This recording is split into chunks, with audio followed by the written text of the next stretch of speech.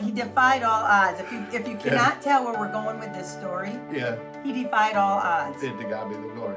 Yes, and it's exactly. Like normally when they check you out of the hospital, they roll up a wheelchair and things like that, and kind of usher you out and stuff. Yes. We walked out, and nobody even. We just like, let's go. Wow. Yeah.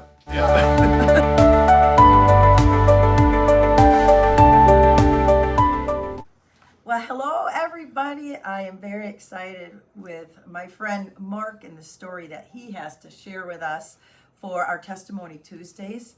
It is amazing. Him being here is amazing. And so, honestly, without further ado, we'll just get started right away because you have quite a story, quite a testimony. So, thanks, Bobby. Yeah, so, my testimony has a lot to do with my healing. And I basically had a growth on my brain, the base of my brain, and the tip of my spine, and they had that removed. But there's so much more to this than the testimony. I have found that a lot of folks that this has happened to, or they've had something similar to it, they're oftentimes searching for what's going on, the expectation for how long it takes to heal and things like that. And there's people that actually spoke to that for me to a point, but that's the premise of everything. But I kind of like to explain a little bit about that year 2024, and then kind of tee it up a little bit. Sound good? Yes, absolutely. Excited. All right. So 2024, when we got to the new year, so to speak, going from 24 to 25, we're like, yes. Yeah. 24 was a year. It was an incredible year. I kind of mentioned a few things. First, one thing to note is all the fact that Crystal and I are starting a business here, and that would be our third year, and not a very good time to be absent. Yeah. During that time. So when we did that, that was kind of painful from that perspective, and so you're kind of taking that in, and there's a lot that happened actually before the surgery, and it's worth noting that we brought on a staff member just before I really started taking a physical downturn. I really didn't know exactly what was going on, but we serve a loving God, and He was way out in front. We had no idea really what was going on, but we brought her on, and so having her there as a stable while we're building the business allowed us to do what we did. So moving on to 24, I'm the youngest of 5 kids, and my next oldest brother is 4 years older than me, my next oldest sibling, if you will. He actually passed away in the January... In 2024. In January 24th, okay? And so going through all of that, it was very interesting. Interesting is I call it weasel word, interesting. But yeah, it's worth noting that I actually went over to my brother's house between Christmas and New Year's. I had no idea what was going on, but they were celebrating Christmas on that day. And I'm sorry. It's all right.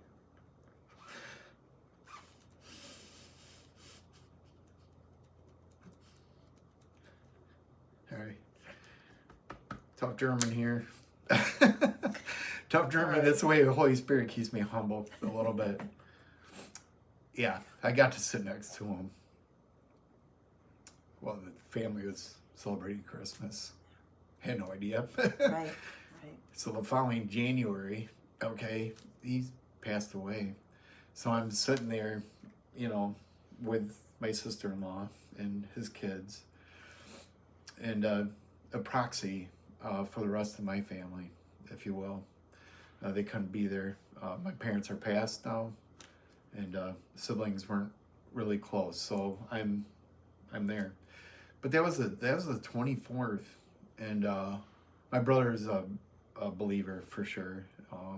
Understood. The one that passed? The one that passed, oh, yeah. Wonderful. Yeah, all my siblings are.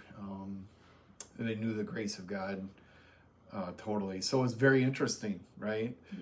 You know, by his stripes we're healed. Here we are. Today's Good Friday. Yes.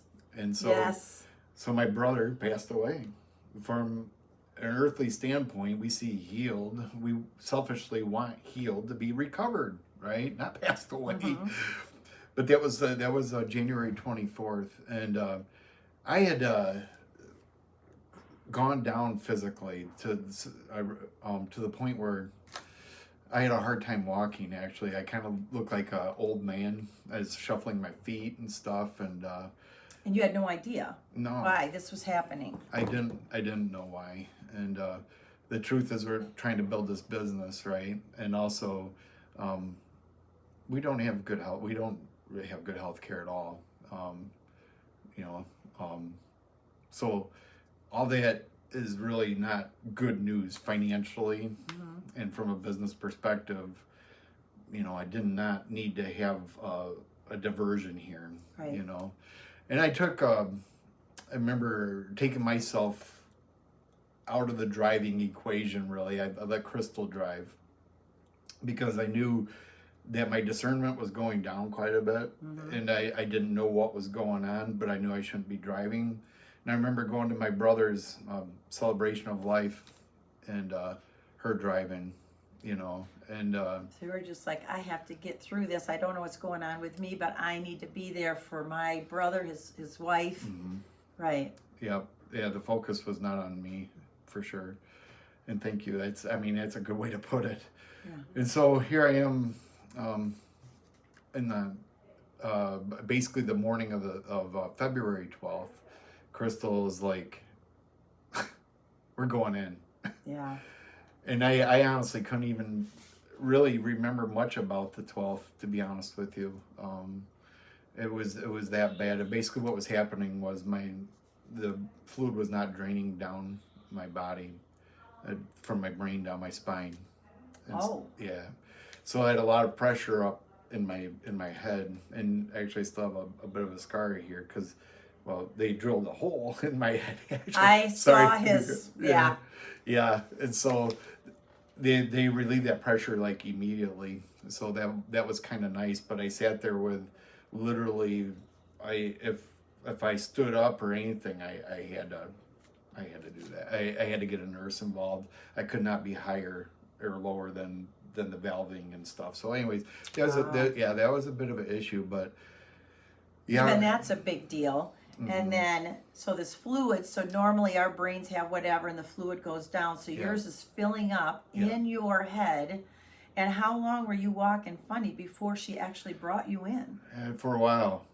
I would say actually even when we hired our staff and we had a meeting with her like in October of the year before, I was already starting to feel it there. I had no idea what to do. Wow, that's a long time. Okay, continue. I didn't want to get you off guard, but it was like, wow. Yeah, just perspective for sure. Yeah. But it did kind of crescendo to a point where it's like, man, I'm really struggling. And so we went to the hospital and did all the CAT scans, MRIs, everything else, and then so I need to have surgery.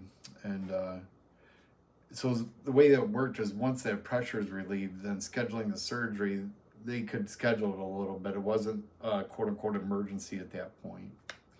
And because the fluids were being drained, it was an emergency if you're gonna walk and live, right? 100%. But right now they had you on artificial they did life in a way. Yeah, they did. Yeah. Okay. And it was so. This is where the testimony really starts to come in. The situation is that basically I knew, frankly, the tactics of the enemy. I knew that he wanted us to be fearful. I say us, I mean myself and my wife and my kids. And I've been involved in the Liberty Movement for years, actually. And I would say, don't get hung up too much on what I'm saying physically. I mean, it is what it is, but what I'm saying applies to everything. And the devil works through fear. And I say all the time, the devil and the government have the same thing in common. They get their power from our consent. right? Very good. Yeah. I yeah, mean, that yeah. is a truth. We have to Yeah. give it because evil's defeated. Right. Unless we say, "Ooh, evil, come here, come here. I'm going to participate." And this is another thing that really kind of was revealed to me through this experience, is our testimony is actually most pronounced when we're justified in our bad behavior. And what I mean by this, in practical terms, I had nurses all the time coming in, take this medication. Go ahead, you can. I understand. You can just sit in bed. You don't give. And they said the nurses would be and the doctors, we want you to walk, but we understand that you don't want to or that you can't. Or so I'm like, no, I'm good. And here's one part of the testimony. I'll say it now: is I was a problem because of what God has done, right? Yeah. And He built me, and He's in charge. I was a problem for the medical industry. They didn't know what to do with me, so I had the surgery, and actually I was in anesthesia for like 12 hours because there was the initial surgery to basically create a blood clot, if you will, to basically stop the bleeding. Mm-hmm. And then there was another surgery to remove it, and then there was emergency thing in between it and everything. And so I was actually under for like 12 hours. And how large was that? Not to interrupt again, but what was it, Crystal, about a baseball? She said yes. Okay. Yes. Okay. Baseball, softball. Wow. Yeah. Wow. Yeah, right back here. And I ended up with like 20 staples up and down, Yeah, you looked like Frankenstein. I saw you. That was not pretty, and I took pictures. Yeah. So, okay, now continue, but again, it was like, it was something else. I mean, we didn't know. It was a life or death. I remember the prayers going out. I mean, it was a very serious operation. So you go through the operation. Tell me what that looked like coming out of that operation that week, right? Of you may not be able to, right? Some of the things they were telling you, walking, go into that now. Yeah, sure. So they had like a week before the surgery, and then like a week after. And it was utterly amazing. It was. I mean, there's a lot of people would come to our room, and we went well beyond what would be normally allowed in a hospital room. So there's a lot of people that came in there, and the thing is too, is the nursing and the doctors and stuff like that. And it was very, very obvious how much God is getting the glory. Yes. Oh yeah, with you definitely. Yes. I mean, it's hard to fully explain it. I know at one point I've been doing a decent job of it, but whoa, Nelly. I mean, it's your testimony is most pronounced when you're justified in your bad behavior. They wouldn't have thought twice if I wanted to vegetate in a bed, but every day, walk a couple times a day, and it involved having a nurse put the belt of shame on me. Yes. And they'd hold on to that just in case I fell and all that kind of stuff. But even the day after the surgery, or maybe even the day, because I was under for quite a while, but I still walked, and they said, okay, so you don't need to. I'm like, no, I'm good. Yeah, because originally it was like, we don't know if you're going to be able to walk, right? Mm-hmm. You probably have to go to a rehab clinic for however many days or weeks, depending on how long it takes. This is normally, right? Yep. What happens? This is normally what happens. How long did it take, and what happened? I never went to Mary Free Bed. No, you did not. No. And how quickly were you released from that hospital after this surgery? Thank you for asking, because I had forgot about that. Yes. Yeah, it was kind of funny. I was about a week in the hospital, and they didn't know what to do. He did not. He defied all odds. If you cannot tell where we're going with this story, he defied all odds. To God be the glory. Yes, and it's exactly. Like normally when they check you out of the hospital, they roll up a wheelchair and things like that, and kind of usher you out and stuff. Yes. We walked out, and nobody even. We just like, let's go. Wow. Yeah. Wow. We just like, let's go. This is really, really cool. And I mean, that is a testimony, because if you would have saw, like, he was talking to a close friend of ours, Barb, and just kind of like what to do. Be there for Crystal. This is hard for me because we were like, is he even going to make it through? Like, you don't have a baseball in your head that you've been carrying for actually probably at this point, Yeah. probably at least couldn't tell 5 me. months. Yeah, they couldn't And tell they me. didn't know. Mm-mm. Is he going to make it through? Is he going to walk again? I mean, there's a lot of stuff, and so his concern was for his wife, but obviously he believed in the power of the Lord and the love that the Lord has for him. And always, whenever you talk to him, it's like everything always goes back to the Lord. You can't not. There's a friend of ours, and his family calls him, well, he speaks in Christianese all the time. And I'm thinking, well, Mark also speaks in Christianese all the time. And then they didn't know what to do with him. But I can't imagine the witness that you have been to those nurses, to the doctors, to the miracle. I'm sure that you are one of those people that they talk about with their colleagues or with their family about, this guy defied all odds. And he didn't defy all odds. God, through him, defied all odds, because I believe there were souls saved through your situation. 100%. And so the key for me, as far as overcoming the fear, is knowing that if I died, because of my testimony, and because Crystal wouldn't give in to fear as well, we knew the victory was won. And it didn't matter if I died. I mean, it put it in God's hands. Yeah. But knowing that it's just like, we're good. Whatever your will, your way, your timing, and your glory. And just knowing that, and then knowing, like, honestly, again, my testimony is pronounced to Crystal, to my kids, to my grandkids. Yeah, absolutely. And knowing that they're watching, let's see how Grandpa handles this. Yeah. I am not gonna give the devil an inch. No. And you know what? It was the Lord that gave you the strength. And when you didn't have the strength, he was there to take it over for you, because he had a bigger purpose. And you met that purpose, again, through your strength? No, through his strength working in you, but for your faith over fear in a situation that a lot of people would probably have said, you know what, I'm done. I guess now's my time. But you were like, no, if it was your time, you were fine with it. However, you weren't going to accept, like you say, them saying, well, you can't do this and you don't have to do that. But it's like, oh, but I do. That's my life, and this body belong to the Lord. I will do my best until I graduate. That's right. So anyway, you can see why I really wanted this story to be told, and it is actually Good Friday today.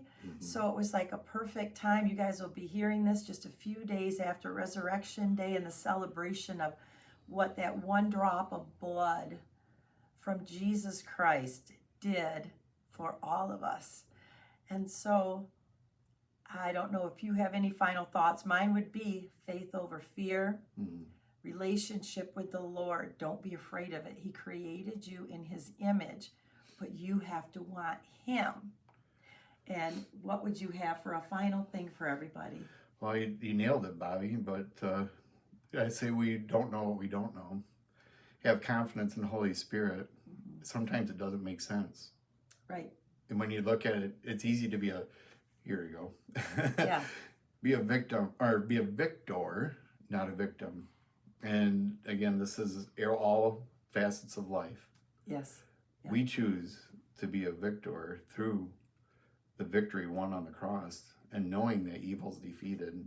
Sometimes it doesn't feel like it.